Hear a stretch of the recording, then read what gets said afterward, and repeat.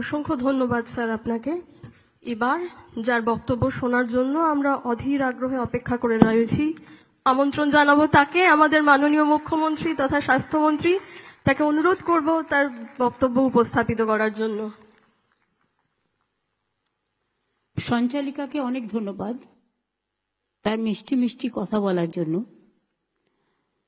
আমি ধন্যবাদ জানাচ্ছি সৌরভকে এবং যোগীরাজকে, এবং তাদের আমন্ত্রণে, আমাদের আমন্ত্রণে আপনারা সকলেই যারা এই মেন স্টেডিয়ামে আছেন এবং সেকেন্ড ফ্লোরেও আমি দেখা করে এসেছি, ফুল প্যাকড আপ আছে সমস্ত চিকিৎসকবৃন্দ, থার্ড ফ্লোরেও কিছু আছে। আমি তাদের সকলকে আমার আন্তরিক শুভেচ্ছা, অভিনন্দন, ভালোবাসা এবং গভীর শ্রদ্ধা জানাচ্ছি। আমি প্রথমেই বলি, আমার যে বোনটি মারা গিয়েছে সেই শোকসন্তপ্ত পরিবারকে আমি আমার সমবেদনা জানাই, এবং আমরা নিশ্চয়ই তার ব্যাপারে উপযুক্ত শাস্তি দাবি করি। আপনারা নিজেও জানেন, আমি নিজেও রাস্তায় হেঁটেছি এর জন্য, এবং আমাদের সরকার একটা অপরাজিতা বিলও করেছে, পাশ করেছে, সেটা পড়ে আসি। এইসব ঘটনা যাতে না ঘটতে পারে আমি আমার ভাইদের উপর দায়িত্ব দিচ্ছি। আপনারা আমাদের বোনেদের রক্ষা করুন, আপনারাই পারেন। আজকাল তো ছেলেদের মেয়েদের মধ্যে কোনো প্রভেদ নেই। ছেলেরা মেয়েরা এত বন্ধুত্বপূর্ণ সমাবেশে তারা বন্ধুর মতো আচরণ করেন, ব্যবহার করেন, একসাথে থাকেন, একসাথে খান দান, একসাথে প্র্যাকটিস করেন, তাদের বাদ দিয়ে কোনো কিছু হয় না।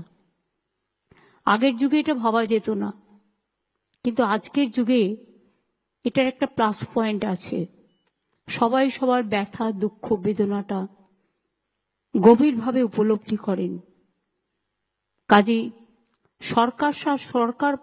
সরকারি ব্যবস্থা হিসেবে নিশ্চয়ই করবে, কিন্তু আমি মনে করি আপনারা যারা গ্রাসরুটে আছেন, বিভিন্ন ইনস্টিটিউশনে আছেন, এটা আপনারাই আরো ভালো করে করতে পারেন। এটা আপনাদের পালঙ্কে আর একটা মুকুট জুটবে যদি বোনেদের বিপদে ভাইয়েরা আপনারা এগিয়ে আসেন, এবং বোনেরাও ভাইদের প্রোটেক্ট করেন, দুটোই। আজকের যে সভা তারা অর্গানাইজ করেছেন সৌরভ যোগীরা মিলে, আমাদের গ্রিভ্যান্সেস সেল, রিড্রেসাল গ্রিভ্যান্সেস সেল, তারা অনেক জেলায় জেলায়ও ঘুরেছেন, এবং তারা রীতিমতো চিফ সেক্রেটারি মনোজ পন্ত এখানে আছেন, হোম সেক্রেটারি আমাদের নন্দিনী আছে, হেলথ সেক্রেটারি আমাদের নারায়ণও আছে, ডিজি পুলিশ রাজীব কুমার আছেন, এবং কলকাতা পুলিশ কমিশনার মনোজ ভার্মাও আছেন, সাথে আরো অনেক অফিসাররাও আছেন। আমি আপনাদের সকলকে, জুনিয়র সিনিয়র সকল চিকিৎসকদের, আমি আপনাদের সরকারি বেসরকারি যারা উপস্থিত হয়েছেন আপনাদের সকলকে অনেক অভিনন্দন জানাচ্ছি। স্বাস্থ্যের আরেক নাম সেবা, তার কারণ যখন মানুষ বিপদে পড়ে তখন আপনাদের কাছেই ছুটে যান, আর্তনাদ করেন, পরিবার পরিজন অপেক্ষা করেন। আপনাদের একটু ভালোবাসার ছোঁয়া পেলে তারা অনেকটাই নিজেদের ধন্য মনে করে। হয়তো সব কেস বাঁচানো সম্ভব নয়, কিন্তু যদি একটু ভালো ব্যবহার পায়, একটু ভালো চিকিৎসা পায়, অন্তত দেখে চিকিৎসকরা চেষ্টা করেছেন, তাতেই তারা কিন্তু অনেকটা খুশি হয়ে যান। আর একজন চিকিৎসক যখন একজন রোগীকে সেবা করে ভালো করে দেয়, সে যখন বাড়িতে ফিরে যায় সে নিজেকে খুব গর্ব অনুভব করে, এবং তার পরিবার তাদের অনেক আশীর্বাদ দেয়, সমাজও দেয়। আমি মনে করি মানুষের কাছে আপনাদের জীবনের প্রভাব অত্যন্ত গরিব। I salute to all of you and your family members and your fraternity. আমার মনে হয় চিকিৎসক মানে সেবা, নিষ্ঠা, জ্ঞান, দক্ষতা, উদারতা, মানবতা, সংবেদনশীলতা, সমবেদনা এবং ধৈর্য। আজকের দিনে অনেক সোশ্যাল নেটওয়ার্কে হাজারটা ভালো কাজ করুন, বেরোবে না। একটা খারাপ কাজ হলে সেটা নিয়ে এমনভাবে সেটাকে প্রচার করা হয় যেন স্বাস্থ্য সমাজে কেউই কাজ করছে না, কোনো চিকিৎসকই পরিষেবা দিচ্ছে না, এরকম একটা ব্যাপারও করে ফেলা হয়। এটা ঠিক নয়। আমি বামফ্রন্ট সরকারের আমলে দেখেছি তারা চিকিৎসা ব্যবস্থাটাকে অবহেলা করতেন। আমি কেন বলছি তার প্রমাণ হচ্ছে, একজন রাজ্যমন্ত্রী স্বাস্থ্য দপ্তর চালাতেন, তার কিছুই করার ছিল না, কোন রকম চলতো টিমটিমিয়ে স্বাস্থ্য ব্যবস্থা। আমি কেন নিজের কাছে স্বাস্থ্য দপ্তর রেখেছিলাম তার একটাই কারণ, এই যে স্বাস্থ্য বিভাগে উন্নয়ন, এই উন্নয়ন কখনোই একটা রাজ্যমন্ত্রীর পক্ষে করা সম্ভব নয়, এবং এটা একটা ভাস্ট এরিয়া। টোটালটা নজর রাখা, টোটালটা দেখা, এবং আপনারা নিজেও জানেন আজকাল কত ফেক ভিডিও যেমন বেরিয়েছে, ফেক মেডিসিনও বেরিয়েছে, নানা রকম লোভ এত বেড়ে গেছে, একটা ভালো কাজকে খারাপ করে দিতে 1 সেকেন্ড লাগে। অপপ্রচারটা এত বেশি আজকের দিনে হয়। আগে তো সোশ্যাল নেটওয়ার্কটা ছিল না। সোশ্যাল নেটওয়ার্কের প্লাস দিকটাও যেমন আছে, মাইনাস দিকটাও আছে। কাজেই এটা সামলানো, যদি ডক্টরস কমিউনিটি এক হয়, রাজনীতির ঊর্ধ্বে উঠে, কারণ আপনাদের রাজনীতি নেই, আপনাদের রং রাজনীতির রং নয়, আপনাদের রং একটাই, সে রংটা হচ্ছে মানবতার এবং সেবার। এবং আমরা মনে করি আমরা আসার পর আপনারা ছিলেন বলেই, এটা আপনাদের কৃতিত্ব, আমার নয়, আমাদের নয়। বিনামূল্যে রোগ নির্ণয়, চিকিৎসা, সরকারি হাসপাতালে বিনা পয়সায় চিকিৎসার ব্যবস্থা করা হয়েছে। আমি প্রথমে এসেই ভাবছিলাম, আগে যেতাম পিজি হসপিটালে, ছোট্ট ছোট্ট গেট, একটা দুর্ঘটনা ঘটে গেলে বেরোবার জায়গা পর্যন্ত নেই। আমি শম্ভুনাথ হসপিটালে গিয়েও দেখেছি তাই, মেডিকেল কলেজে গিয়েও দেখেছি তাই, অনেক জায়গায় গিয়ে এই অভিজ্ঞতা আমার হয়েছে। তখনই সঙ্গে সঙ্গে আমরা সিদ্ধান্ত নিই, হাসপাতালের গেটগুলো আগে বড় করো, হসপিটালগুলো রং করো, হসপিটালগুলো নাইট শেল্টার করো। এগুলো করার প্রয়োজন আছে, কারণ আমরা সবাই জানি আগে দৃষ্টি সুন্দরী, তারপরে গুণ বিচারী। অর্থাৎ আগে দেখতে হবে আপনাকে, যেটা আমি বলছিলাম, ব্যবহার সুন্দরী, তারপরে গুণ বিচারী, অটোমেটিক। বিশ্বাস করুন, একটা ছোট্ট ঘটনা আপনাদের বলছি।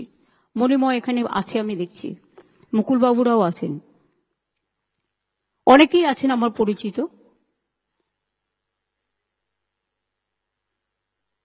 প্রতুলদা যখন অসুস্থ ছিলেন কদিন আগে, সিনিয়র ডাক্তাররাও আছেন যারা তার ট্রিটমেন্ট করেছেন, তারা তাদের সাধ্যমতো চেষ্টা করেছেন।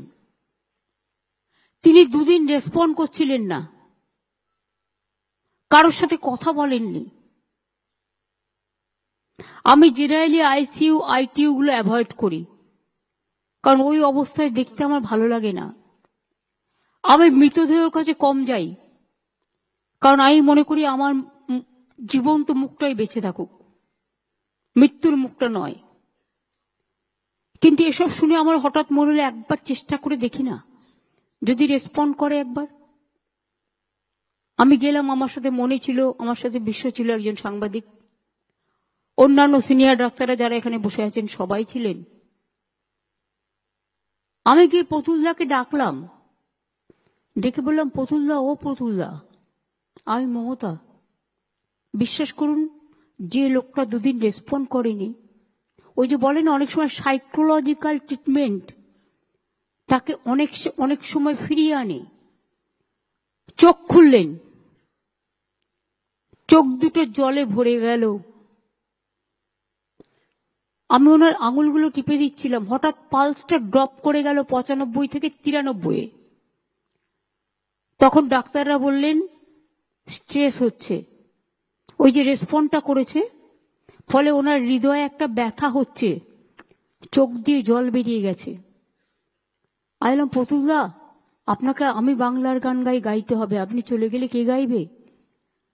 বিশ্বাস করুন, দুটো হাত তুলে, জানি না উনি আশীর্বাদ করলেন কিনা, ইশারায় বললেন আর গাইতে পারবেন না। তখনই আমি বুঝে গিয়েছিলাম যে প্রতুলদা হয়তো আর পাচ্ছে না সহ্য করতে কষ্ট। উনি একটি দুরারোগ্য ব্যাধিতে আক্রান্ত হয়েছিলেন শেষের দিকে, এবং কোনো উপায় ছিল না অপারেশন না করে। এর আগেও 3-4 বার তাকে ভালো করে নিয়ে আসা হয়েছিল। কাজেই এই একটি ছোট্ট ঘটনা আমার মনে রেখাপাত করেছিল যে দেখুন, অনেক সময় বলে না যে মানুষ মরে গেলেও, আমি জানি না, এই মরণের পারে একটা বইটা পড়েছিলাম, বই থেকে জেনেছি। ব্যাখ্যা দেওয়ার মতো জায়গা আমার নেই, কারণ আমি এটা নিয়ে রিসার্চ করিনি, আমি জাস্ট একটা বইয়ের কথা বলছি। বলছে আত্মা মারা গেলেও, একটা মানুষ মারা গেলেও তার মধ্যে কিন্তু একটা বোধ থাকে। তার বাড়ির লোকেরা যখন কাঁদে, আত্মীয়রা কাঁদে, তার মনে দুঃখ আসে, কিন্তু বলে কেঁদো না কেঁদো না, তার প্রাণটা কিন্তু থাকে অনেকক্ষণ। এগুলো হয়তো সবই রিসার্চের ব্যাপার, আমার বলার কিছু নেই, কিন্তু আমি বলছি এটা একটা মানবিকতার দিক থেকে। আমাদের রোগীর সংখ্যা অনেক বেড়ে গেছে। আমরা অনেকগুলো যুগান্তকারী সিদ্ধান্ত আপনাদের সাহায্যে নিয়েছি। স্বাস্থ্য ইঙ্গিত অর্থাৎ টেলিমেডিসিন, প্রতিদিন গড়ে 75,000 লোককে আপনারা চিকিৎসকরা টেলিমেডিসিনের মাধ্যমে তাদের গাইড করেন। আমরা জানি অনেক ছোটখাটো অসুখ আছে যেগুলো একটু গাইড করলে প্রাইমারি কাজটা হয়ে যায়, এবং এখনো পর্যন্ত, এটা আমরা শুরু করেছি জাস্ট 1-1.5 বছর হলো, 4,82,00,000 লোককে টেলিমেডিসিনের মাধ্যমে আপনারা সেবা দিয়েছেন। এটা বড় কাজ। বিশ্বাস করুন, আমিও বাড়িতে যেটা করি, আমরা ছোটখাটো ব্যাপারে হট করে ডাক্তারের কাছে যাই না, এতে হয়তো অনেক সময় খারাপও হয়ে যায়। কিন্তু আজকাল জেনারেল নলেজে চট করে একটা কিছু হলে লোকে চেষ্টা করে তার বাড়িতেই ট্রিটমেন্টটা করে নেওয়ার, ছোটখাটো ট্রিটমেন্ট যেটা পারা যায়। স্বাস্থ্যসাথীর সাফল্য আপনাদের বিরাট অবদান আছে, আপনাদের অনেক অভিনন্দন জানাই। প্রায় 9 কোটি মানুষের পরিষেবায় এসছেন। তাছাড়াও বেসরকারি হাসপাতালেও অনেক হাসপাতালে স্বাস্থ্যসেবার সুযোগ আছে। আমাদের আমলে দেশের সেরা পাবলিক ইনফ্রাস্ট্রাকচার হেলথের এখন বাংলায়। সরকারি বেসরকারি মিলিয়ে প্রায় 38টি মেডিকেল কলেজ, 42টি সুপার স্পেশালিটি হসপিটাল। আমি আসার পরে এটা প্ল্যান করেছিলাম। 13,500টির বেশি সুস্বাস্থ্য কেন্দ্র হয়েছে, আরো আগামী দিন 12,000 হবে। 71টি এসএনসিইউ, যেটা মাত্র 6টা ছিল আমরা যখন এসেছিলাম। 286টি এসএনএসইউ, এটা সবটাই নতুন করে করা হয়েছে। 76টি সিসিইউ, গ্রামে আগে জেলায় জেলায় এসডি মানে সাব ডিভিশনে বা ডিস্ট্রিক্ট হসপিটালে ছিল না। 76টি সিসিইউ, 3টি এইচডিইউ, 14টি মাদার অ্যান্ড চাইল্ড হাব, 13টি mother and waiting hut, cord blood bank, human milk bank, সবগুলোই করা হয়েছে। এবং সরকারি হাসপাতালে প্রায় 40,000 বেড ইতিমধ্যেই বেড়েছে, কিন্তু আরো প্রয়োজন হয়। এখন কোভিড হয়েছে, সরকারের সাথে সাথে বেসরকারি হাসপাতালগুলোও আমাদের সাহায্য করেছে। কিন্তু সেই সময়কার ডাক্তারদের যে অবদান, সিস্টারদের যে অবদান, আমরা সেটা কখনো অস্বীকার করতে পারিনি। এবং আপনারা জানেন, আপনাদের সাথে কাঁধে কাঁধ মিলিয়ে কোভিডে প্রতিটি দিন আমি রাস্তায় বেরোতাম। আমাকে অনেকে বলতো, তুমি রাস্তায় কেন যাচ্ছ? আমি গিয়ে গিয়ে রাস্তার মোড়ে মোড়ে মাইক নিয়ে বলতাম, আপনারা প্লিজ ঘরে যান, আপনারা বেরোবেন না, মেশামেশি বন্ধ করুন, বাড়ি থেকে অর্ডার করুন। যার বাড়িতে কেউ নেই পুলিশ গিয়ে খাবার দিয়ে আসতো। অনেক চিকিৎসক সেই সময় মারা গেছেন, অনেক পুলিশ কর্মী মারা গেছেন, অনেক সরকারি কর্মী মারা গেছেন। আমার নিজের ভাইও মারা গেছে কোভিডে। আমার নিজের একজন বিশ্বস্ত সৈনিক আমার অফিসে চাকরি কাজ করতেন দীর্ঘদিন, 40 বছর, তিনিও মারা গেছেন। কাজে কোভিড কিন্তু আমাদের সব পরিবারকে আক্রান্ত করে গেছে, সে দুঃখ আমরা ভুলতে পারি না। আমাদের আমলে নতুন করে, আপনারা জানেন তো, ডাক্তারের কোটা না দিলে আমরা করতে পারি না। প্রাইভেট হসপিটালগুলো সেজন্য বাড়ানো হয়েছে। 14,000 সরকারি ডাক্তার আমরা নতুন করে বাড়িয়েছি। 25,000-এর বেশি নার্স বাড়ানো হয়েছে। প্যারামেডিক্যাল স্টাফও 5,000 নিয়োগ করেছে। আরো ডাক্তার নার্স থাকলে হয়তো ভালো হতো। এই ইনফ্রাস্ট্রাকচারের ফলে রোগীর সংখ্যাও বেড়ে গেছে। শুধু আমাদের বাংলার নয়, আশেপাশের রাজ্যের এবং নর্থ ইস্টার্ন স্টেটেরও অনেক পেশেন্ট আমাদের এখানে সেবা করতে আসে। এটা একটা বিরাট প্রেশার।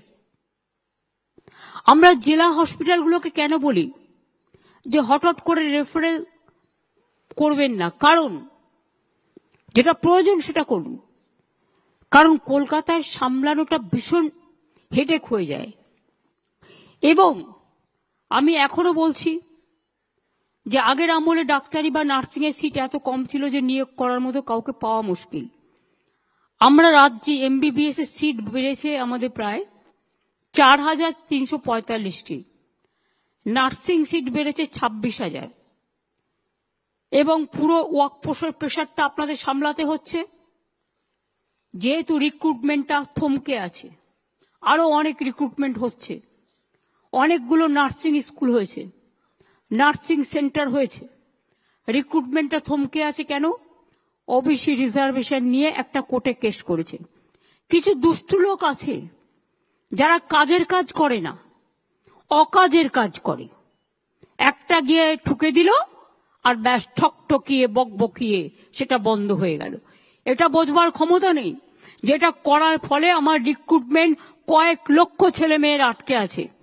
একদিকে ডাক্তারিতে, একদিকে নার্সে, একদিকে টিচারে, একদিকে সরকারি কাজে, সরকারি চাকরির অনেক জায়গায় আটকে আছে।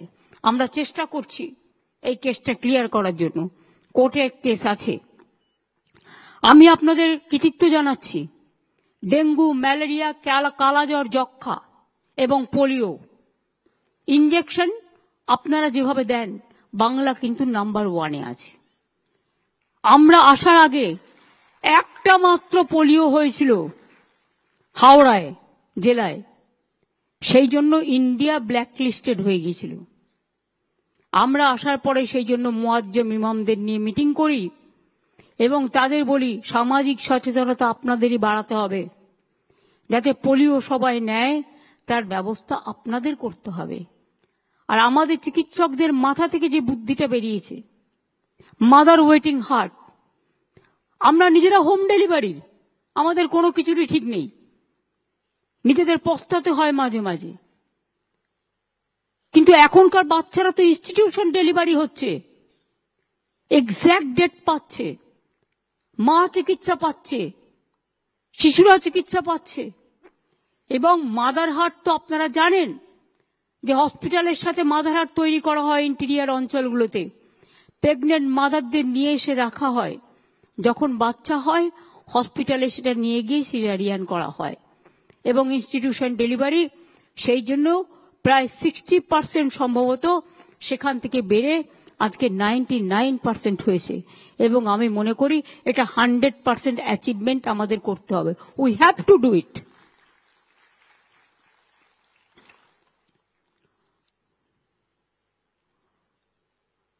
এবং আপনারা এত ভালো কাজ করেন বলেই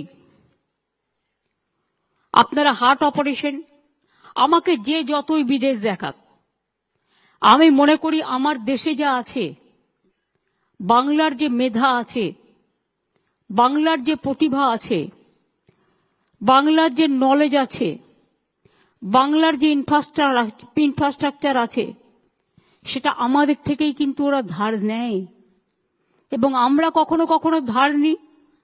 ভালো কাজ সবসময় ধার নেওয়া উচিত, কিন্তু এটা ঠিক যে এমনি দয়া করে কেউ কাউকে নেয় না। তার প্রতিভা আছে বলেই, মেধা আছে বলেই তাকে কিন্তু নেওয়া হয়। সরকারি ডাক্তারদের রিটায়ারমেন্ট এজ আপনারা জানেন 60 থেকে 65 বছর হয়েছে। Already junior doctor, intern, house staff, PGT এবং পোস্ট ডক্টর ট্রেনিং, জিডিএমওদের স্যালারি দ্বিগুণের বেশি বৃদ্ধি করা হয়েছে। ডাক্তারদের জন্য আরজিকর, পিজি, মিদনাপুর মেডিকেল কলেজেও হস্টেল তৈরি করা হচ্ছে। লেডি ডাক্তারদের জন্য 150 কোটি টাকা দিয়ে 5টি হস্টেল তৈরি করা হচ্ছে।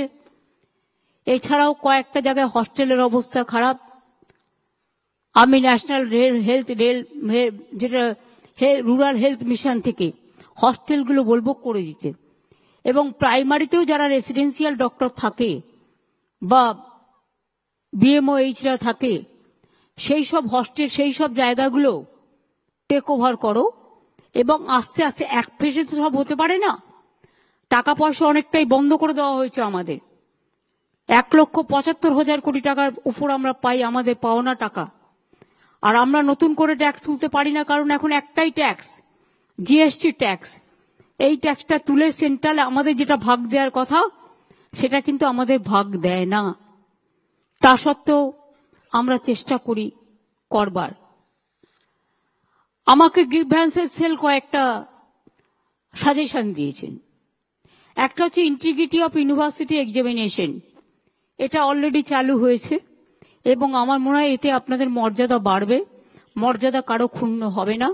আপনারা ভালো করে পড়াশোনা করে একদিন বিশ্বের মাঝারে সেরা ডাক্তার তৈরি হবেন এবং আমরা এটা চাই আপনারা আমাদের গর্বের বাংলা, গর্বের বিশ্ব বাংলায় পরিণত হোক।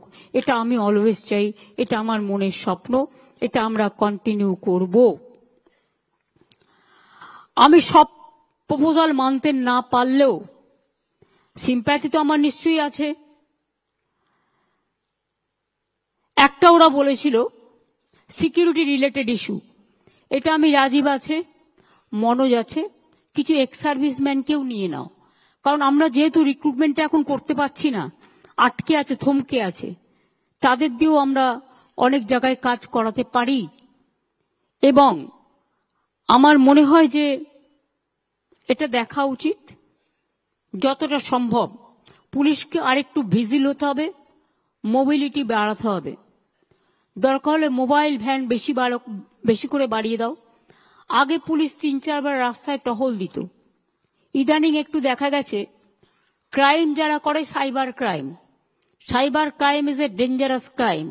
তুমি মোবাইল দিয়ে ঘুরলে হবে না, তোমাকে স্পন্টেনাস বুদ্ধিটাকে কাজে লাগাতে হবে। You have to be very tactful এবং তোমাকে পুলিশকে সাইবার ট্রেনিং দিতে হবে। আর সিভিককে 10% আমরা যাদের বলেছি কনস্টেবল করবো, রিজার্ভেশন করা হয়েছে না, 20% এরকম কিছু একটা আছে, তাদের কিন্তু ট্রেনিং দিয়ে, they have to be trained. সুতরাং তাদের আমরা ট্রেনিং দিয়ে যদি হোমগার্ডে পরিণত করতে পারি তবেই তারা কিন্তু ব্যাপারটা বুঝবে। এখন তাদের না আছে ইধার, না আছে উধার, তারা জানেই না তাদের কি কাজ করা উচিত। আমি অনেক সময় দেখি রাস্তা দিয়ে যাই, বিশ্বাস করুন আমি কখনো পুলিশকে বলি না আমার গাড়ি গেলে একটাও গাড়ি আটকাবে। আমি পছন্দ করি ট্রাফিক জ্যামে দাঁড়িয়ে থাকা। মানুষ যদি দাঁড়াতে পারে তাহলে ট্রাফিক সিগন্যাল থাকলে আমি কেন দাঁড়াতে পারবো না? আমি কোন হরিদাস যে আমি দাঁড়াতে পারবো না? আমি এটা পছন্দ করি।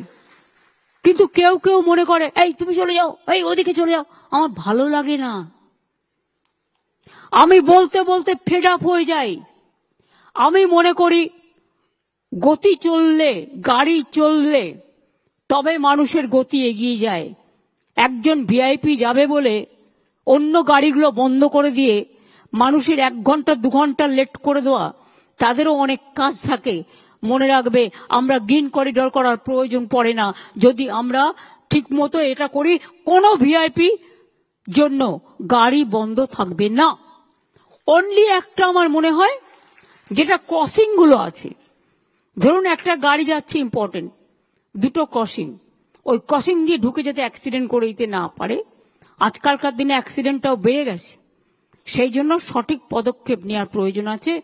সেফ ড্রাইভ সেভ লাইফটা ভালো করে করতে হবে, এবং ওই গলির কর্নার গুলোতে ওয়াচ টাওয়ার লাগাও। দরকার হলে এমপিদের বলো, এমএলএদের বলো, এমপি ল্যাডের টাকা দেবে, এমএলএ ল্যাডের টাকা দেবে, তাদেরও তো একটা সামাজিক কন্ট্রিবিউশনের ব্যাপার আছে। আমি নিজে এটা করি, আপনারা বিশ্বাস করবেন না। এই যে মিউজিকে গান হয় টপিক স্ট্যান্ডে, এই যে বাস স্ট্যান্ড গুলো তৈরি করে দেওয়া, এই যে স্কুলের সামনে ছেলে মেয়েদের বসা, এই যে কেওড়াতলা শ্মশান থেকে শুরু করে জল সৌন্দর্য তৈরি করা, এগুলো আমি এমপি ল্যাড থেকে প্রথম করেছিলাম, তারপরে গভর্নমেন্ট এখন এটা করে। কিছু কিছু জিনিস আমাদের ভাবতে হবে। একটা তারা দিয়েছে sports and cultural event. Of course আপনাদের মানসিক বিকাশের প্রয়োজন আছে, শান্তির, মনটাকে এনজয় করা। আপনারা এন্টারটেনমেন্ট জগতে যেতে পারেন না, কারণ আপনাদের সময়টা চলে যায় চিকিৎসা করতে, কিন্তু আপনাদের মধ্যেও খেলাধুলা করতে ভালোবাসেন, আপনারাও সাংস্কৃতিক চর্চা করতে ভালোবাসেন। পিজিতে যেমন আমায় বলেছিল, আমি সঙ্গে সঙ্গে একটা মাঠ করে দিয়েছি। আমি নারায়ণকে বলবো 2 কোটি টাকা স্যাংশন করতে, প্রত্যেকটা মেডিকেল কলেজ এবং হসপিটাল যাতে তাদের কালচারাল অ্যাক্টিভিটিস এবং স্পোর্টস করতে পারে, এবং তাদের মধ্যে কম্পিটিশন হোক, এবং এই কম্পিটিশনে তাদের অ্যাওয়ার্ড দেওয়া হোক। আমি এটা চাই, তারা উঠে আসুক। এবং college to college competition, hospital two hospital competition, এগুলো ইউথ অ্যান্ড স্পোর্টস ডিপার্টমেন্ট থেকে, এবং জেলায়ও যারা কাজ করে তারাও খুব ইম্পর্টেন্ট। কলকাতা জেলাকে ব্লককে মিলিয়ে দিতে হবে। সবার সাথে সবার মিলন হলে তবেই তো আদান প্রদানটা বাড়বে, এবং তবেই তো একে অপরকে সুস্থ রাখবে। ইএসআই কর্পোরেশনের ডাক্তারদের কিছু গ্রিভ্যান্সেস আছে, এটা আমি নারায়ণকে বলবো সিএস এর সাথে কথা বলে এটা দেখবো, আমরা নিশ্চয়ই দেখবো। কোনো ডিসক্রিমিনেশন আমরা কখনোই ভাবতে পারি না। একটা দাবি ওরা দিয়েছে বিএমওএইচ এর ভিডিও সমান 1 মান্থ এ করার জন্য, সেটা আমি করতে পারবো না। 500 টাকা আমি করে দিচ্ছি। ওদের 1 মাসের দেওয়া হয়, এদের 500 দিনের, এদের 15 দিনের দেওয়া হবে, অর্থাৎ 15 দিনের এক্সট্রা তারা পাবে যারা বিএমওএইচ আছেন। আমি intern, house staff, post graduate trainee, post doctorate trainee সবার জন্য 10,000 টাকা করে বাড়িয়ে দেওয়ার ব্যবস্থা করলাম।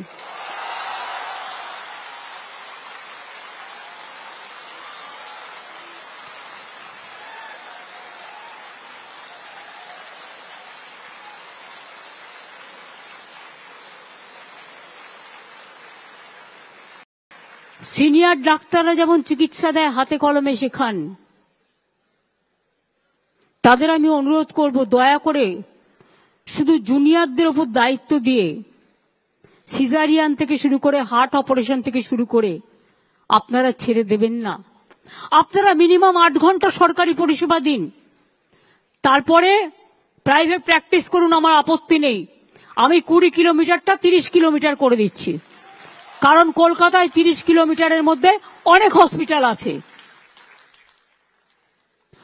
করুন না, কে বারণ করেছে? কিন্তু 8 ঘন্টা সরকারি পরিষেবা দেওয়ার সময় প্লিজ দয়া করে যাবেন না। আপনার যদি কোনো আর্জেন্ট রোগী দেখার কাজ থাকে, তখন যদি কোনো অপারেশন করার থাকে সিরিয়াস, আপনি হসপিটালে ডেকে নিন না, কি অসুবিধা আছে? হসপিটালে তো ইনফ্রাস্ট্রাকচার রেডি আছে। কিন্তু সরকারি পরিষেবাটার সময় প্লিজ দয়া করে আপনাদের কাছে আমরা কৃতজ্ঞ থাকবো যদি এইটুকু সেবা দেন।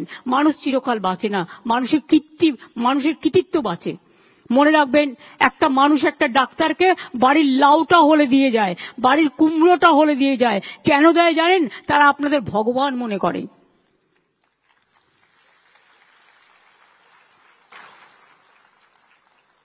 মেদিনীপুরে যে কেসটা হয়েছিল, নিশ্চয়ই নেগলিজেন্স ছিল। সেটা তদন্ত হচ্ছে, তদন্ত রিপোর্ট হাতে নেওয়া পর্যন্ত আমি কিছু বলবো না। জুনিয়র ডাক্তারদের কয়েকজনকে সাসপেন্ড করা হয়েছিল এবং তাদেরও পুলিশ রিপোর্ট নিয়েছে। হয়তো তাদের মধ্যে এটা ঠিক, তারা এখনো পাকাপোক্ত হয়নি, তাদের উপর ছেড়ে দিয়ে যাওয়াটাও ঠিক হয়নি, একতরফা ভাবে তারাও সাসপেন্ড হয়েছিলেন। কিন্তু জুনিয়র ডাক্তাররাও একদিন সিনিয়র হবে, তাদের ভবিষ্যতের দিকে তাকিয়ে আমি জুনিয়র ডাক্তারদের সাসপেনশনটা উইথড্র করে নিচ্ছি।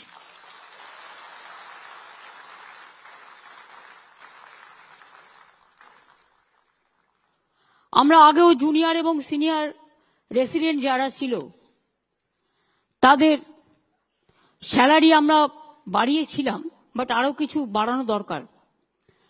তাই আমরা সিদ্ধান্ত নিয়েছি সর্বস্তরের সিনিয়র রেসিডেন্টদের স্যালারি আমরা 15,000 টাকা করে বাড়িয়ে দেব। ফলে ডিপ্লোমাধারী সিনিয়র রেসিডেন্টদের স্যালারি বর্তমান 65,000 থেকে বেড়ে হবে 80,000। পোস্ট গ্রাজুয়েট সিনিয়র রেসিডেন্টদের স্যালারি বর্তমানে 70,000 থেকে বেড়ে হবে 85,000। আর পোস্ট ডক্টরেট সিনিয়র রেসিডেন্টদের স্যালারি বর্তমানে 75,000 থেকে বেড়ে হবে 1 লাখ।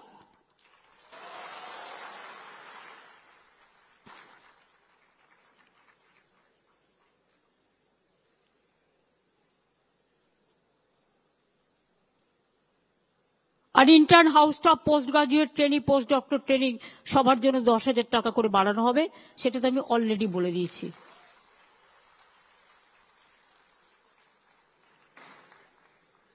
আর কিছু নেই তো পয়েন্ট। সাইডটা আমরা দেখে নেব।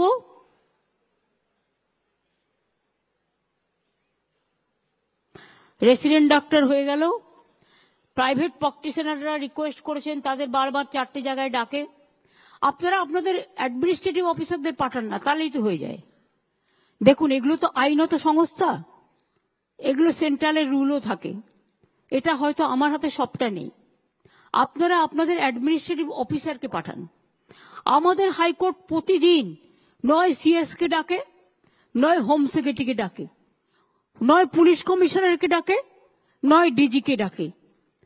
এইসব পোস্টগুলো যারা কাজ করেন তাদের প্রবলেম হয় যেতে, কাজ ছেড়ে যেতে। আমরা সেখানে আমাদের আইনজীবীদের পাঠাতে পারি, আমরা আমাদের অফিসারদের পাঠাতে পারি। সেইটা আপনারা দেখে নিন। সেটা একটা দেখো, একটা যদি প্যাচ আপ করে প্ল্যান করে করা যায়, যে সিইও যাক বা এমডি যাক বা তাদের কোনো যে পার্সোনাল অফিসার আছে তিনি যাক, সেটা হসপিটাল অথরিটি ঠিক করবে। তাতে ডাক্তারদের নিজেদের যদি ওদের কোনো কমপ্লেইন থাকে নিশ্চয়ই রাখতে পারে, কিন্তু ডাক্তারদের ডাইরেক্ট ডাকলে যেটা ডাক্তারদের কাজও নষ্ট হয়, সেটা একটু মাথায় রাখতে হবে মানবিকতার স্বার্থে। কাজেই আমার মনে হয় আপনারা ভালো করে কাজ করুন, সুন্দর করে কাজ করুন। আমি এটুকু নিশ্চয়ই বুঝবো যে আপনারা ভালো করে কাজ করলে আপনাদের কোনো দিন কোনো অসুবিধা হবে বলে আমি মনে করি না। কারণ আমাদের সরকার রাজনীতির ঊর্ধ্বে উঠে ডাক্তারদের এই পরিষেবাটাকে সম্মান করে এবং শ্রদ্ধা জানায়। আমরা বছরে একটা করে এই ধরনের মিটিং যদি করতে পারি, তাহলে আমরা আরো বেশি করে আপনাদের সাথে কমিউনিকেশনটা বাড়াতে পারি। আপনারা এত সকলে এসছেন জেলা থেকে, ব্লক থেকে, সরকারি হাসপাতাল থেকে, প্রাইভেট হসপিটাল থেকে, নিচে থেকে ওপরে যারা বসে আছেন গ্যালারিতে, এবং তাছাড়াও যারা বসে আছেন আমার 2nd ফ্লোরে বা 3rd ফ্লোরে, আমি সবাইকেই বলি আপনারা এসছেন কষ্ট করে। আপনাদের সকলের কাছে আমাদের অনেক প্রত্যাশা, আপনাদের সকলের কাছে আমাদের অনেক আশা, আপনাদের সকলের কাছে আমাদের অনেক ভালোবাসা। আপনারা আরো বড় হন, আরো সুন্দর হন। আপনাদের অভিনন্দন শুধু জানিয়ে ছোট করব না, আপনাদের পরিবারকে অভিনন্দন জানাই। বাবা মারা কষ্ট করে এক একজন ডাক্তার তৈরি করেছেন, কত কষ্ট করে তারা ছেলে মেয়েদের মানুষ করেছেন। আর একটা অনুরোধ করব, দয়া করে বিদেশে চলে যাবেন না। দেখছেন তো কি হচ্ছে, লোহার শেকল আর লোহার বেরি, এটা অসম্মানজনক। বাংলায় থাকুন, কোনো অসুবিধে নেই। আপনাদের কোনো অসুবিধে হলে আমাদের জানাবেন, we are always at your service. আমি এটুকু বলে আপনাদের সুস্থ জীবন কামনা করে, ভালো ভবিষ্যৎ কামনা করে, আমি সৌরভ যোগী থেকে শুরু করে গ্রিভ্যান্সেস রিড্রেসাল সেলের সকলকে অনেক অনেক ধন্যবাদ এবং অভিনন্দন জানিয়ে আমি আপনাদের বলবো শুভ নন্দন। দোল আসছে, রমজান মাস আসছে, শিবরাত্রি আসছে, আরো অনেক উৎসব আসবে। সব উৎসবই আমাদের সকলের, কিন্তু আপনারা উৎসবে অনেক সময় অংশগ্রহণ করতে পারেন না, কারণ আপনাদের সেবা দিতে হয়। আমারও তাই, আমাকেও পাহারা দিতে হয়। কাজেই যতটুকু পারলাম চেষ্টা করলাম এই সীমিত স্বার্থের মধ্যে। আগামী দিন যদি আবার আমাদের আর্থিক সচ্ছলতা বাড়ে, নিশ্চয়ই বাড়বে একদিন, যেভাবে ট্রেন্ড দেখা যাচ্ছে, Bengal have became the destiny of the industrial investment এবং অ্যাট দ্য ইন্টারন্যাশনাল লেভেল এবং এশিয়া লেভেল। সুতরাং আমি মনে করি যে একদিন না একদিন আপনাদের আরো আরো অনেক বেশি সুফল আপনারা লাভ করবেন। আর প্রিন্সিপাল যারা আছেন, সুপার যারা আছেন, তাদের কাছে আমার রিকোয়েস্ট থাকবে, অলওয়েজ নিজেরা দেখে নেবেন এসি মেশিনটা ঠিকমতো কাজ করছে কিনা, পিডব্লিউডি কে ডেকে নেবেন। কোথাও কোনো নার্সিং হোস্টেলে জল পড়ছে কিনা দেখে নেবেন। কোথাও কোনো অসুবিধা হচ্ছে কিনা মেয়েদের ওয়াশরুম নিয়ে দেখে নেবেন। কোথাও কোনো জায়গায় কোনো রকম প্রবলেম হচ্ছে কিনা, কোনো গ্রিভ্যান্সেস হচ্ছে কিনা। এখন তো সুপারগুলো সুপারদেরই করে দেওয়া হয়েছে, প্রিন্সিপালদেরই করে দেওয়া হয়েছে, chairman of the health recruitment committee. সুতরাং আপনাদের যা গ্রিভ্যান্সেস প্রিন্সিপালদের এসে বলবেন, এবং তাতে যদি কোনো অসুবিধা হয়, সিএস তো আছেনই, আপনারা আপনাদের অভিযোগ আপনারা জানাতে পারেন, নারায়ণকেও জানাতে পারেন এবং সিএসকেও জানাতে পারেন। আর নারায়ণ, তোমাকে আমি বলবো আরেকটু সিরিয়াস হয়ে, তুমি বিশেষ করে তোমাকে আমি 8-10টা আইএস অফিসারও দিয়েছি, ডাক্তাররাও আছে, তোমাদের মধ্যে কিন্তু একটা ডিফারেন্স অফ ওপিনিয়ন অলওয়েজ হয়। তোমরা নিজেদের যোগাযোগটা আরেকটু বৃদ্ধি করে, সুন্দর করে তোমরা ভালো করে কাজ করো। অনেক কাজ হয়েছে স্বাস্থ্যে, কিন্তু একটা দুটো কাজের জন্য কেউ কেউ আমাদের নামে বদনাম করে। আমার খুব খারাপ লেগেছিল যখন আমি দেখেছিলাম সুপ্রিম কোর্টে একজন, বলতেই পারেন তার নিজের কথা, তিনি বলেছিলেন বাংলায় হাসপাতালে নাকি একটু তুলোও পাওয়া যায় না। আমি খুব ব্যথিত হয়েছিলাম, তার কারণ সবকিছু আছে। আর একটা অনুরোধ করবো প্রিন্সিপাল সুপারদের এবং যারা অ্যাডমিনিস্ট্রেশনে আছেন, এক্সপায়ারি ওষুধ, এক্সপায়ারি স্যালাইন, সবকিছু expiry medicine stock taking always করবেন 3 মাস পর পর, কারণ এটা হতে পারে 3 মাসের মধ্যে আপনার এক্সপায়ারি এটা শেষ হয়ে যাচ্ছে। আগেকার দিনে এক্সপায়ারিটা অনেকে বুঝতেন না। আমার মজা লেগেছে শুনে, আমাদের একটা ছোট্ট বাচ্চা পরিবারে 4 বছর বয়স, জানেন, আমাকে এসে একটা জিনিস আমি ওকে দিয়েছি, মানে ও একটা লজেন্স খেতে ভালোবাসে, আমি দিয়েছি, আমাকে বলছে এক্সপায়ারি ডেটটা দেখে নাও তো। ওইটুকু বাচ্চা 4 বছরের আমাকে বলছে এক্সপায়ারি ডেটটা দেখেছো। আমি বুঝলাম তার মানে আজকে বাচ্চারা কত সচেতন হয়ে গেছে। কাজেই সবাইকে অনেক ধন্যবাদ। ভালো থাকুন, সুন্দর থাকুন, সুস্থ থাকুন। Thank you very much.